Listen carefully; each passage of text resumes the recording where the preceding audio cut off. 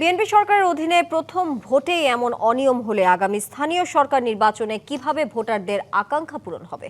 শেরপুর ৩ ও বগুড়া ৬ আসনের নির্বাচনে অনিয়মের কথা উল্লেখ করে এমন প্রশ্ন তুলেছেন জামায়াতের সেক্রেটারি জেনারেল মিয়া গোলাম পরোয়ার।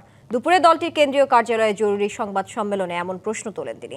এ সময় শেরপুর ও বগুড়ায় জাল ভোট সহ ভোট কেন্দ্রে নানা অনিয়মের অভিযোগও করেন তিনি।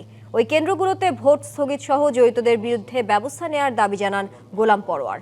বগুড়ায় জামায়াতের এজেন্টদের কাছ থেকে জোর করে রেজাল্ট শিটে সই নেয়ার অভিযোগ করে জামায়াত জেনারেল সেক্রেটারি জেনারেল বলেন, শেরপুরে অনিয়মের প্রতিবাদ করতে গিয়ে মারধরের শিকার হয়েছেন দলের নেতাকর্মীরা।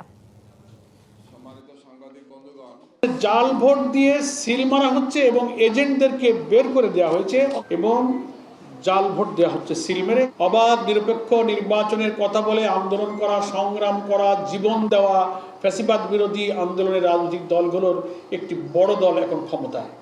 তাদের হাতে প্রথম দুটো উপনির্বাচনের এই যদি চিত্র হয়, আর যেসব নির্বাচন হবে সেই নির্বাচনে আমরা কি করে ভোটারদের আকাঙ্ক্ষার প্রতিফলন আশা করতে পারি? শিয়া বাটার ও ভিটামিন সমৃদ্ধ লিলি বিউটি সোপ, তারুণ্যময় উজ্জ্বল ত্বকের জন্য।